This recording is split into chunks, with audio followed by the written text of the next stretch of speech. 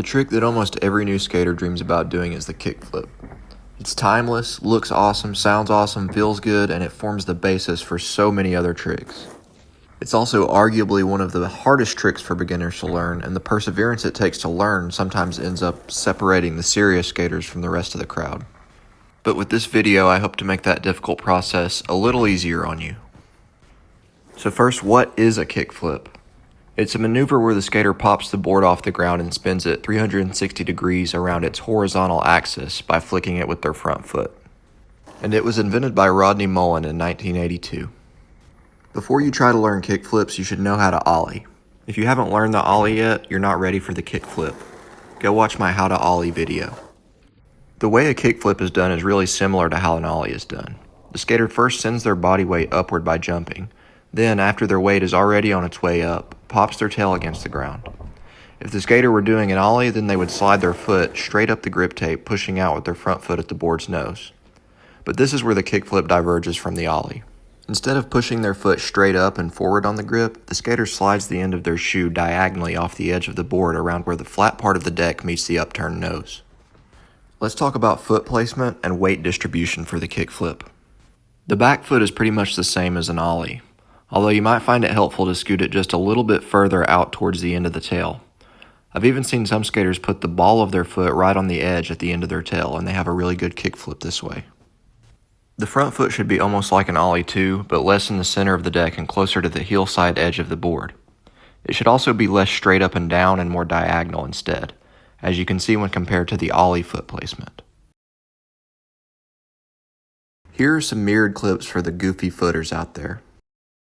The weight distribution for the kickflip is going to be pretty much identical to the ollie, except for the kickflip you may want to put just a little bit more weight on the big toe of your front foot than you normally would for an ollie. Once you've got your foot placement on lock, it's time to try the trick.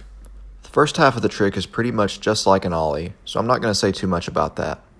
I want to focus on the front foot as that's the most important part of the kickflip. Notice the part of my shoe that's sliding off of the board. It's the outside edge of my foot right at the toes. This is different than an ollie because you're using your toes more so than the edge of your foot. You want to make sure that you're using your toes and the edges and top of your shoe are sliding against the grip tape, not the bottom of your shoe. If you're trying to flip the board with the bottom of your shoe or by pushing the board straight down towards the ground, you're doing it wrong. The kickflip motion goes up and out away from the ground.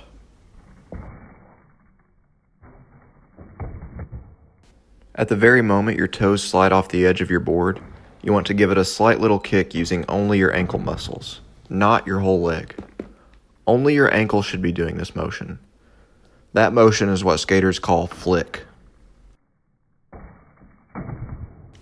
Once you have the flick down and you're successfully spinning your board, you want to be sure that you get your back foot up and out of the way so that the board can complete its rotation.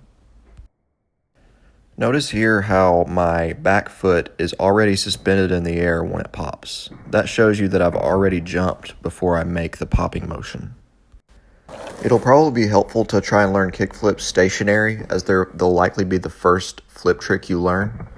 After you learn kickflips though, I suggest trying to learn most of your tricks while rolling. Another difference between the ollie and the kickflip is that you have to get your feet further away from the board so it has room to complete its rotation. With the ollie, your feet can pretty much stay touching the board the whole time. But to make sure your feet aren't stopping the board from rotating, focus on sucking your knees up towards your chest as quickly as possible once you pop the tail. This is especially true for the back foot as it is more likely to interrupt the board's rotation. You'll want to push your feet down against the grip tape once the board completes its rotation, driving it towards the ground and stopping it from flipping more. This is mainly done with the back foot. But when learning how to land on your kickflips, it doesn't really feel like you're waiting or watching for the grip tape to catch the board and guide it down. I've seen a lot of kickflip tutorials that say this, but in reality you don't have time to think to yourself, oh, there's the grip tape, so I'll catch it and slam it down now. So how do you know when it's done flipping? The simple answer is practice, practice, practice. You'll figure out how much force it takes to make the board flip, and how much hang time you have in the air as you practice. Once you've got it, it won't feel like you're catching the board with your feet when you see the grip, and then guiding it down. Instead, it feels more like you flip it, and then gravity brings you down at just the perfect moment for your feet to stop the board from flipping. When you're learning to kickflip, it can be super helpful to try and flip the board and then land it with only one foot. This helps you learn how to flip the board without the fear of falling. Try to master flipping the board and then landing the trick with only your back foot and then only your front foot. This will make things much easier in the end. Another helpful tip is to find something to hang on to, like a railing, pole, swing set, or the back of the quarter pipe at the skate park. This will give you more hang time and get you more comfortable with the board flipping beneath you. A few parting tips. If the board isn't staying straight under you when you kickflip, it's probably because your shoulders aren't perfectly parallel with the board. Make sure they are. If your board is flipping too much or not enough, try making small adjustments with your foot placement. You'd be amazed how much difference just moving your foot half an inch can make. Experiment with slightly different foot placements as you learn. Finally, don't get overwhelmed or discouraged. Kickflips are hard for everyone. Just keep at it, even if it seems like you'll never get it. With enough practice, you will. As always, feel free to drop any questions that I didn't address down in the comments below, and I'll do my best to provide you with feedback and skate support. Also, make sure you subscribe or you will never land the kickflip.